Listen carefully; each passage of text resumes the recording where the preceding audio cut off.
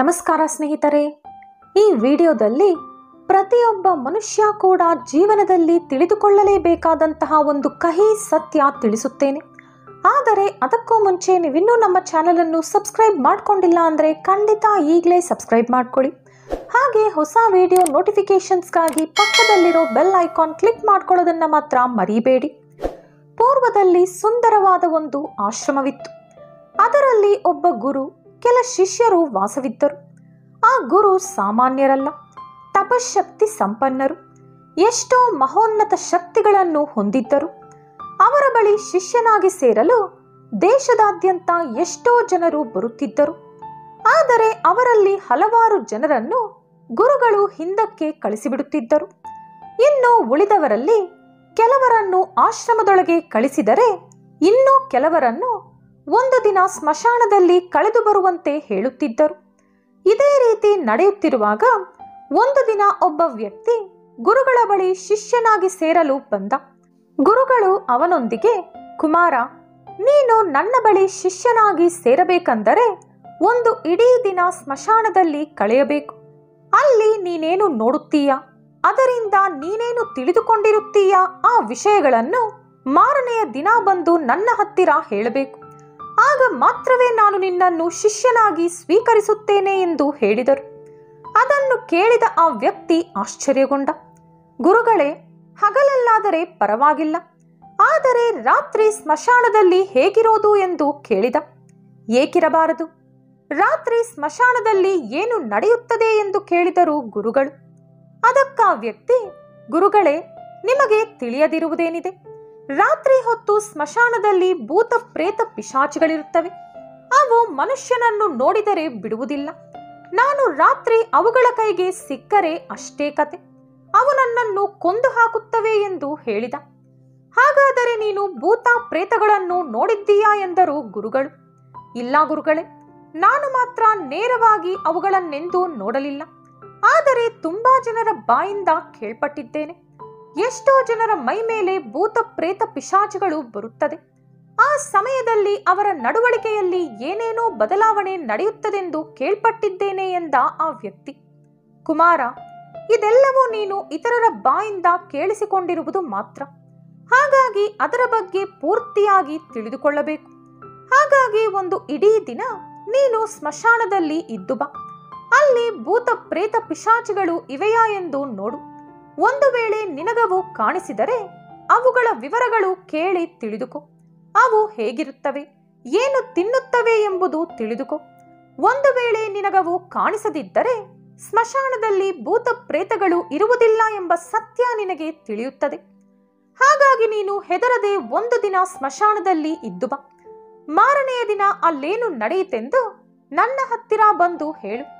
ನಿನ್ನ ಪ್ರಾಣಕ್ಕೆ ಮಾತ್ರ ಯಾವುದೇ ಹಾನಿ ನಡೆಯುವುದಿಲ್ಲ, ಧೈರ್ಯವಾಗಿ ಹೋಗು ಎಂದರು. ಆಗ ಆ ವ್ಯಕ್ತಿ, ಸರಿ ಗುರುಗಳೇ, ನೀವು ಹೇಳಿದ ಹಾಗೆ ಒಂದು ದಿನ ಪೂರ್ತಿ ಸ್ಮಶಾನದಲ್ಲಿ ಇದ್ದು ಬರುತ್ತೀನಿ ಅಂದ. ಸರಿ ಕುಮಾರ, ಇವತ್ತು ರಾತ್ರಿ ಇಲ್ಲೇ ವಿಶ್ರಾಂತಿ ಪಡೆದು ನಾಳೆ ಸೂರ್ಯೋದಯವಾಗುತ್ತಿದ್ದಂತೆ ಎದ್ದು ಸ್ಮಶಾನಕ್ಕೆ ಹೋಗು ಎಂದು ಅವನನ್ನು ಆಶ್ರಮದೊಳಗೆ ಕಳಿಸಿದರು ಗುರುಗಳು. ಬೆಳಗ್ಗೆ ಆದ ಕೂಡಲೇ ಆ ವ್ಯಕ್ತಿ ಎದ್ದು ಬಂದು, ಗುರುಗಳೇ, ನೀವು ಹೇಳಿದ ಹಾಗೆ ನಾನು ಸ್ಮಶಾನಕ್ಕೆ ಹೋಗಿ ಬರುತ್ತೇನೆ ಎಂದು ಹೇಳಿ ಹೊರಟ. ಆ ರೀತಿ ಆ ವ್ಯಕ್ತಿ ಇಡೀ ದಿನ ಸ್ಮಶಾನದಲ್ಲಿ ಕಳೆದು ಮಾರನೆಯ ದಿನ ಆಶ್ರಮಕ್ಕೆ ಹಿಂದಿರುಗಿ ಬಂದ. ಅವನನ್ನು ನೋಡಿ ಕಿರುನಗುತ್ತಾ ಗುರುಗಳು, ಕುಮಾರ, ನೀನು ಇಡೀ ದಿನ ಸ್ಮಶಾನದಲ್ಲಿ ಇದ್ದು ಬಂದೆ ತಾನೆ, ಅಲ್ಲಿ ನೀನು ಏನು ನೋಡಿದೆ, ಏನನ್ನು ಕಲಿತುಕೊಂಡೆ ಎಂದು ನನಗೆ ಹೇಳು ಎಂದರು. ಆಗ ಆ ವ್ಯಕ್ತಿ, ಗುರುಗಳೇ, ನೀವು ಹೇಳಿದಂತೆ ನಾನು ಬೆಳಗಿನ ಜಾವವೇ ಸ್ಮಶಾನಕ್ಕೆ ಹೋದೆ. ನಾನು ಹೋದ ಸ್ವಲ್ಪ ಹೊತ್ತಿಗೆ ಕೆಲವರು ಒಂದು ಮೃತದೇಹವನ್ನು ಹೊತ್ತು ತಂದಿದ್ದರು. ಕೆಲವರು ಮಾತ್ರವೇ ಆ ದೇಹದ ಹಿಂದೆ ಬರುತ್ತಿದ್ದರು. ಅವರಲ್ಲಿ ಕೆಲವರು ಅಳುತ್ತಿದ್ದರೆ ಇನ್ನೂ ಕೆಲವರು, ಇವನು ತುಂಬಾ ಅದೃಷ್ಟವಂತ, ಒಳ್ಳೆ ಸಾವು ಇವನದು, ಬದುಕಿರುವಾಗ ಎಷ್ಟೋ ಒಳ್ಳೆ ಕೆಲಸಗಳನ್ನು ಮಾಡಿದ್ದಾನೆ ಎಂದು ಮಾತನಾಡಿಕೊಳ್ಳುತ್ತಿದ್ದರು. ಅದರ ನಂತರ ಅವನ ದೇಹವನ್ನು ಚಿತೆಯ ಮೇಲಿಟ್ಟು ಅವನ ಮಗ ದಹನ ಸಂಸ್ಕಾರ ಮಾಡಿದ. ಸ್ವಲ್ಪ ಹೊತ್ತು ಎಲ್ಲರೂ ಅಲ್ಲೇ ಇದ್ದರು. ಅದರ ನಂತರ ನಿಧಾನವಾಗಿ ಒಬ್ಬೊಬ್ಬರು ಹೊರಟು ಹೋದರು. ಕೊನೆಯಲ್ಲಿ ದಹನ ಸಂಸ್ಕಾರ ಮಾಡಿದ ಮಗ ಕೂಡ ಹೊರಟು ಹೋದ. ಅದರ ನಂತರ ಸ್ವಲ್ಪ ಹೊತ್ತಿನ ಬಳಿಕ ಇನ್ನೂ 2 ಮೃತದೇಹಗಳು ಬಂದವು. ಅದರಲ್ಲಿ ಒಂದು ಶ್ರೀಮಂತನ ದೇಹವಾಗಿತ್ತು. ಆ ದೇಹವನ್ನು ಸುಂದರವಾಗಿ ಅಲಂಕರಿಸಿ ತಂದಿದ್ದರು. ಅದರ ಹಿಂದೆ ತುಂಬಾ ಜನ ಬಂದಿದ್ದರು. ಇನ್ನೊಂದು ದೇಹ ಬಡವನದು. ಅದನ್ನು ಎಂತಹ ಅಲಂಕಾರವೂ ಇಲ್ಲದೆ ತಂದಿದ್ದರು. ಆ ದೇಹದ ಹಿಂದೆ ಅತಿ ಕಡಿಮೆ ಜನರು ಬಂದಿದ್ದರು. ಆ ಶ್ರೀಮಂತನ ದೇಹವನ್ನು ಗಂಧದ ತುಂಡುಗಳಿಂದ ದಹನ ಮಾಡಿದರು. ಇನ್ನು ಬಡವನ ದೇಹವನ್ನು ಸಾಧಾರಣವಾದ ಮರದ ತುಂಡುಗಳನ್ನಿಟ್ಟು ದಹನ ಮಾಡಿದರು. ಮೊದಲು ಶ್ರೀಮಂತನ ದೇಹ ಸುಟ್ಟರು. ಅದರ ನಂತರ ಬಡವನ ಚಿತೆಗೆ ಬೆಂಕಿ ಇಟ್ಟರು. ಆ 2 ದೇಹಗಳು ಸುಡುತ್ತಿರುವಾಗಲೇ ಅಲ್ಲಿಂದ ಎಲ್ಲರೂ ಹೊರಟು ಹೋದರು.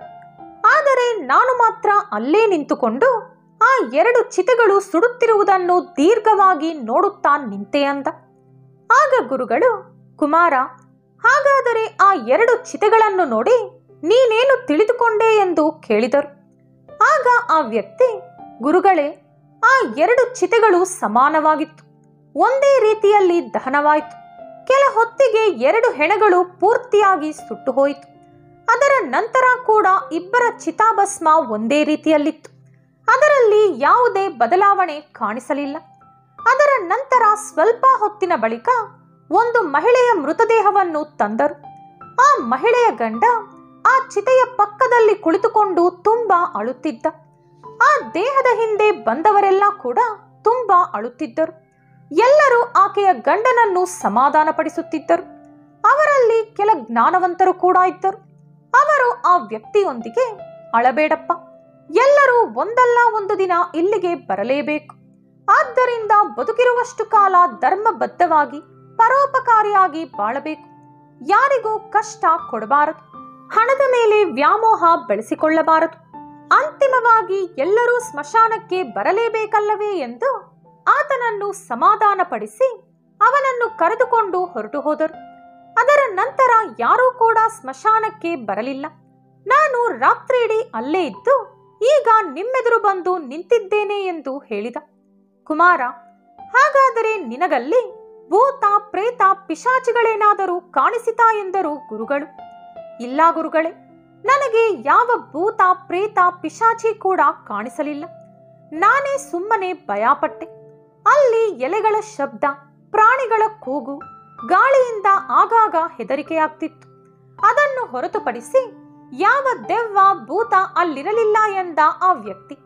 ಸರಿ ಕುಮಾರ, ಇವತ್ತು ಆಶ್ರಮದಲ್ಲೇ ಉಳಿದುಕೊಂಡು ನಾಳೆ ಬೆಳಿಗ್ಗೆ ಮತ್ತೆ ಸ್ಮಶಾನಕ್ಕೆ ಹೋಗಿ ದಿನವಿಡೀ ಅಲ್ಲೇ ಕಳೆದು ಮಾರನೆಯ ದಿನ ಬಾ ಎಂದರು. ಅದಕ್ಕೆ ಆ ವ್ಯಕ್ತಿ, ಗುರುಗಳೇ, ನೀವು ಹೇಳಿದಿರಿ ಎಂದು ನಾನು ಇಡೀ ದಿನ ಸ್ಮಶಾನದಲ್ಲೇ ಇದ್ದು ಬಂದೆ. ನನಗೆಷ್ಟು ಕಷ್ಟವಾಗಿತ್ತೆಂದು ನನಗೆ ಮಾತ್ರನೇ ಗೊತ್ತು. ನಾನಿನ್ನು ಅಲ್ಲಿ ಹೋಗೋದಿಲ್ಲ ಅಂದ. ಆಗ ಗುರುಗಳು, ಕುಮಾರ, ನೀನು ಒಂದು ಮುಖ್ಯವಾದ ವಿಷಯವನ್ನು ತಿಳಿದುಕೊಳ್ಳಲಿ ಎಂದು ನಿನ್ನನ್ನು ಸ್ಮಶಾನಕ್ಕೆ ಕಳಿಸಿದೆ. ಆದರೆ ನೀನು ಆ ವಿಷಯ ಏನೆಂದು ಇನ್ನೂ ತಿಳಿದುಕೊಂಡಿಲ್ಲ. ಹಾಗಾಗಿ ಇನ್ನೊಂದು ದಿನ ನೀನು ಸ್ಮಶಾನದಲ್ಲೇ ಕಳೆದರೆ ಆ ವಿಷಯ ಏನೆಂದು ನಿನಗೆ ತಿಳಿಯುತ್ತದೆ ಅಂದರು.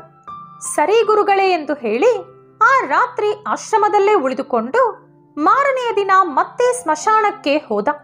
ಆ ರೀತಿ ಆತ ಇಡೀ ದಿನ ಸ್ಮಶಾನದಲ್ಲೇ ಕಳೆದು ಮಾರನೆಯ ದಿನ ಬೆಳಿಗ್ಗೆ ಗುರುಗಳ ಮುಂದೆ ಬಂದು ನಿಂತ. ಅವನ ಕಣ್ಣಿನಲ್ಲಿ ಯಾವುದೋ ಸತ್ಯ ತಿಳಿದುಕೊಂಡಿರುವ ಸಂತೋಷ ಗುರುಗಳಿಗೆ ಕಾಣಿಸುತ್ತಿತ್ತು. ಆಗ ಗುರುಗಳು, ಕುಮಾರ, ನಾನು ನಿನ್ನನ್ನು ಸ್ಮಶಾನಕ್ಕೇಕೆ ಕಳಿಸಿದೆ ಎಂಬ ಸತ್ಯ ತಿಳಿದುಕೊಂಡೆಯಾ ಎಂದು ಕೇಳಿದರು. ಹೌದು ಗುರುಗಳೇ ಎಂದ ಆ ವ್ಯಕ್ತಿ. ಹೌದಾ, ಹಾಗಾದರೆ ನೀನೇನು ತಿಳಿದುಕೊಂಡೆ ಹೇಳು ಎಂದು ಕೇಳಿದರು.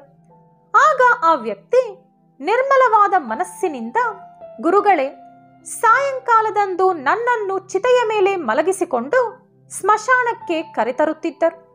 ನನ್ನ ದೇಹದ ಹಿಂದೆ ಕೆಲ ಜನರು ಬರುತ್ತಿದ್ದರು. ನನ್ನನ್ನು 4 ಜನರು ಹೊತ್ತುಕೊಂಡಿದ್ದರು. ನನ್ನ ತಂದೆ ನನ್ನ ಮುಂದೆ ನಡೆಯುತ್ತಿದ್ದರು. ಕೆಲವರು ನನ್ನ ಮೇಲೆ ಹೂಗಳನ್ನು ಚೆಲ್ಲುತ್ತಿದ್ದರು.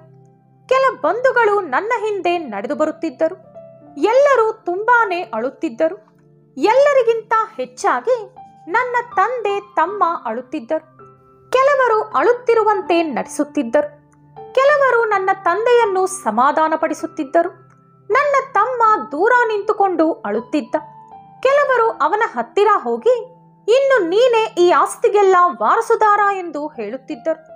ಕೆಲವರು ಅಯ್ಯೋ ಈ ರೀತಿ ಆಗೋಯ್ತಲ್ಲ, ತುಂಬಾ ಚಿಕ್ಕ ವಯಸ್ಸಿನಲ್ಲೇ ಪಾಪ ಸತ್ತು ಹೋದ, ಇನ್ನು ಜೀವನದಲ್ಲಿ ಏನೂ ನೋಡೇ ಇಲ್ಲ ಎಂದು ಮಾತನಾಡಿಕೊಳ್ಳುತ್ತಿದ್ದರು. ಅದರ ನಂತರ ನನಗೆ ಮಾಡಬೇಕಾದ ಎಲ್ಲ ಕರ್ತವ್ಯಗಳನ್ನು ಮಾಡಿದರು. ಇದೆಲ್ಲವನ್ನು ನಾನು ಚಿತೆಯ ಮೇಲೆ ಮಲಗಿಕೊಂಡು ನೋಡುತ್ತಲೇ ಇದ್ದೆ. ನಾನು ಚಿತೆಯ ಮೇಲಿಂದ ಏಳಲು ತುಂಬಾನೇ ಪ್ರಯತ್ನಿಸಿದೆ, ಆದರೆ ನನ್ನಿಂದ ಏಳಲಾಗಲಿಲ್ಲ. ಉಸಿರಾಡಲು ತುಂಬಾ ಪ್ರಯತ್ನಿಸಿದೆ, ಆದರೆ ನನ್ನಿಂದ ಆಗಲಿಲ್ಲ, ಏಕೆಂದರೆ ನನ್ನೊಳಗೆ ಉಸಿರಿರಲಿಲ್ಲ. ತಂದೆಯನ್ನು ಅಪ್ಪಿಕೊಂಡು ಅಳಬೇಕೆನಿಸಿತು, ಆದರೆ ಏಳಲು ಸಾಧ್ಯವಾಗಲಿಲ್ಲ. ನನ್ನ ತಮ್ಮನೊಂದಿಗೆ ಮಾತನಾಡಿ ಧೈರ್ಯ ಹೇಳಬೇಕೆನಿಸಿತು. ತಂದೆ ತಾಯಿಯನ್ನು ಚೆನ್ನಾಗಿ ನೋಡಿಕೋ ಎಂದು ಹೇಳಬೇಕೆನಿಸಿತು, ಆದರೆ ನನ್ನಿಂದ ಏನೂ ಕೂಡ ಮಾಡಲಾಗಲಿಲ್ಲ. ಅದರ ನಂತರ ನನ್ನ ದೇಹವನ್ನು ಚಿತೆಯ ಮೇಲಿರಿಸಿ ನನ್ನ ಮೇಲೆಲ್ಲ ಕಟ್ಟಿಗೆಗಳನ್ನು ಮುಚ್ಚಿದರು. ಇನ್ನು ಹೊರಗೇನಾಗುತ್ತಿದೆ ಎಂಬುದು ಕಾಣಿಸಲಿಲ್ಲ. ನನಗೆ ಒಳಗೊಳಗೆ ತುಂಬಾ ದುಃಖವಾಗುತ್ತಿತ್ತು. ಇನ್ನು ಸ್ವಲ್ಪ ಹೊತ್ತಿನಲ್ಲೇ ನನಗೆ ಬಿಸಿ ತಾಕಲು ಶುರುವಾಯಿತು. ಅದರ ನಂತರ ನನಗರ್ಥವಾಯಿತು ನನ್ನನ್ನು ದಹನ ಮಾಡುತ್ತಿದ್ದಾರೆ ಎಂದು. ಕೈ ಕಾಲುಗಳು ಸುಟ್ಟು ಹೋಗುತ್ತಿತ್ತು, ಮೂಳೆಗಳು ಸುಟ್ಟು ಹೋಗುತ್ತಿತ್ತು. ನಿಧಾನವಾಗಿ ಬೆಂಕಿಯ ವೇಗ ಹೆಚ್ಚಾಗುತ್ತಿತ್ತು. ಆ ಬೆಂಕಿಯಿಂದ ತಪ್ಪಿಸಿಕೊಳ್ಳಲು ನಾನೆಷ್ಟೋ ಪ್ರಯತ್ನಿಸಿದೆ. ನನ್ನ ಶಕ್ತಿಯೆಲ್ಲ ಕೂಡಿಟ್ಟುಕೊಂಡು ಪ್ರಯತ್ನ ಮಾಡಿದೆ, ಆದರೆ ನನ್ನಿಂದ ಏನೂ ಕೂಡ ಮಾಡಲಾಗಲಿಲ್ಲ. ಇನ್ನು ಸ್ವಲ್ಪ ಹೊತ್ತಿನಲ್ಲೇ ನನ್ನ ದೇಹ ಬೆಂಕಿಯಲ್ಲಿ ಪೂರ್ತಿಯಾಗಿ ಸುಟ್ಟು ಹೋಯಿತು. ನಾನು ಆ ಇಡೀ ದಿನ ರಾತ್ರಿ ಸುಡುತ್ತಿರುವ ನನ್ನ ದೇಹವನ್ನು ಪಕ್ಕದಲ್ಲಿ ನಿಂತುಕೊಂಡು ನೋಡುತ್ತಾ ಇದ್ದೆ. ಇನ್ನು ಕೊನೆಯಲ್ಲಿ ನನ್ನ ದೇಹವಿದ್ದ ಕಡೆ ಕೇವಲ ಬೂದಿ ಮಾತ್ರವೇ ಕಾಣಿಸಿತು. ಎಷ್ಟೋ ಸುಂದರವಾಗಿದ್ದ ನನ್ನ ಈ ಶರೀರ ಇವತ್ತು ಸ್ಮಶಾನದಲ್ಲಿ ಬೂದಿಯ ರೂಪದಲ್ಲಿ ಬಿದ್ದಿದೆ. ಆ ರೀತಿ ನನ್ನ ಬೂದಿಯನ್ನು ನೋಡುತ್ತಾ ನಿಂತಿದ್ದ ನನಗೆ ಆ ರಾತ್ರಿ ಯಾವುದೇ ಹೆದರಿಕೆ ಆಗಲಿಲ್ಲ. ಅದರ ನಂತರ ಬೆಳಿಗ್ಗೆ ಎದ್ದು ನಿಮ್ಮ ಹತ್ತಿರ ಬಂದೆ ಎಂದು ಹೇಳಿದ. ಆಗ ಆ ಗುರುಗಳು ನಗುತ್ತಾ, ಕುಮಾರ, ಈಗ ನೀನು ನನ್ನ ಶಿಷ್ಯನಾಗಿರುವಂತಹ ಅರ್ಹತೆ ಗಳಿಸಿಕೊಂಡಿರುವೆ. ನೀನೇನನ್ನು ತಿಳಿದುಕೊಳ್ಳಬೇಕೆಂದು ನಾನು ಬಯಸಿದೆನೋ ನೀನದನ್ನು ಪೂರ್ತಿಯಾಗಿ ತಿಳಿದುಕೊಂಡಿರುವೆ. ಕುಮಾರ, ಒಂದು ವಿಷಯವನ್ನು ಜೀವನದಲ್ಲಿ ಚೆನ್ನಾಗಿ ನೆನಪಿಟ್ಟುಕೋ. ಜೀವನದಲ್ಲಿ ಯಾವುದೂ ಕೂಡ ಶಾಶ್ವತವಲ್ಲ, ಕೊನೆಗೆ ಯಾವುದೂ ಉಳಿಯುವುದಿಲ್ಲ ಎಂದು ನೀನು ಈ ದಿನ ತಿಳಿದುಕೊಂಡಿರುವೆ. ಈ ಲೋಕದಲ್ಲಿ ಸ್ಮಶಾನಕ್ಕೆ ಹೋದ ಪ್ರತಿ ವ್ಯಕ್ತಿ ಅಯ್ಯೋ ಎಲ್ಲರೂ ಒಂದಲ್ಲ ಒಂದು ದಿನ ಇಲ್ಲಿ ಬರಲೇಬೇಕು, ಯಾರು ಶಾಶ್ವತವಲ್ಲ ಅಂದುಕೊಳ್ಳುತ್ತಾನೆ. ಆದರೆ ಸ್ಮಶಾನದಿಂದ ಹೊರಬಂದ ಕೂಡಲೇ ಎಲ್ಲವನ್ನೂ ಮರೆತು ಹೋಗುತ್ತಾನೆ. ಅದಕ್ಕೆ ಮುಂಚೆ ಯಾವ ರೀತಿ ಬದುಕುತ್ತಿದ್ದನೋ ಅದೇ ರೀತಿ ಬದುಕುತ್ತಾನೆ. ಅವನಲ್ಲಿ ಯಾವುದೇ ಬದಲಾವಣೆ ಬಂದಿರುವುದಿಲ್ಲ. ಕೆಟ್ಟ ಕೆಲಸಗಳನ್ನೇ ಮಾಡುತ್ತಾನೆ, ಅಧರ್ಮವಾಗಿ ನಡೆದುಕೊಳ್ಳುತ್ತಾನೆ, ಹಣಕ್ಕಾಗಿ ಎಷ್ಟೋ ನೀಚ ಕೆಲಸಗಳನ್ನು ಮಾಡುತ್ತಾನೆ. ಆದರೆ ಸ್ಮಶಾನದಲ್ಲಿ ಕಾಲಿಟ್ಟ ಕೂಡಲೇ ಎಲ್ಲವನ್ನೂ ಮರೆತು ಹೋಗಿ ಎಷ್ಟೋ ಪುಣ್ಯಾತ್ಮನಂತೆ ಧರ್ಮಾತ್ಮನಂತೆ ನೀತಿ ಮಾತುಗಳನ್ನು ಮಾತನಾಡುತ್ತಾನೆ. ಕುಮಾರ, ಮೊದಲನೇ ಬಾರಿ ಸ್ಮಶಾನಕ್ಕೆ ಹೋದಾಗ ನೀನು ಕೂಡ ಅದೇ ರೀತಿ ಇದ್ದೆ. ಆದರೆ ನೀನು ಎರಡನೇ ಬಾರಿ ಹೋದಾಗ ನಿನ್ನ ಜೀವನವನ್ನು ನೀನು ನೋಡಿಕೊಂಡೆ. ನಾವು ಅನುಭವಿಸುವ ಯಾವುದೇ ಸುಖವಾಗಲಿ ದುಃಖವಾಗಲಿ ಶಾಶ್ವತವಲ್ಲ ಎಂದು ಈಗ ನೀನು ತಿಳಿದುಕೊಂಡಿರುವೆ. ಪ್ರತಿ ಮನುಷ್ಯ ಕೂಡ ನಿನ್ನಂತೆ ಈ ಸತ್ಯ ತಿಳಿದುಕೊಳ್ಳಬೇಕು. ಯಾರ ಜೀವನವಾದರೂ ಒಳ್ಳೆಯವನು ಅಥವಾ ಕೆಟ್ಟವನು ಎಂಬ ಎರಡು ಪದದಿಂದಲೇ ಮುಗಿಯುತ್ತದೆ. ಆದ್ದರಿಂದ ಮನುಷ್ಯ ಯಾವುದರ ಮೇಲೂ ಆಸೆ ಬೆಳೆಸಿಕೊಳ್ಳದೆ ಧರ್ಮಬದ್ಧವಾಗಿ ಜೀವನ ಕಳೆಯಬೇಕು ಎಂದರು ಗುರುಗಳು. ಈ ವಿಡಿಯೋ ನಿಮಗಿಷ್ಟವಾದಲ್ಲಿ ಲೈಕ್ ಹಾಗೂ ಶೇರ್ ಮಾಡಿ. ಇಂತಹ ಹೆಚ್ಚಿನ ಪೌರಾಣಿಕ ವಿಡಿಯೋಗಳಿಗಾಗಿ ತಪ್ಪದೇ ನಮ್ಮ ಚಾನೆಲ್ ಅನ್ನು ಸಬ್ಸ್ಕ್ರೈಬ್ ಮಾಡಿಕೊಳ್ಳಿ. ಮತ್ತೊಂದು ಕುತೂಹಲಕಾರಿ ಮಾಹಿತಿಯೊಂದಿಗೆ ಪುನಃ ಭೇಟಿಯಾಗೋಣ. ಧನ್ಯವಾದಗಳು.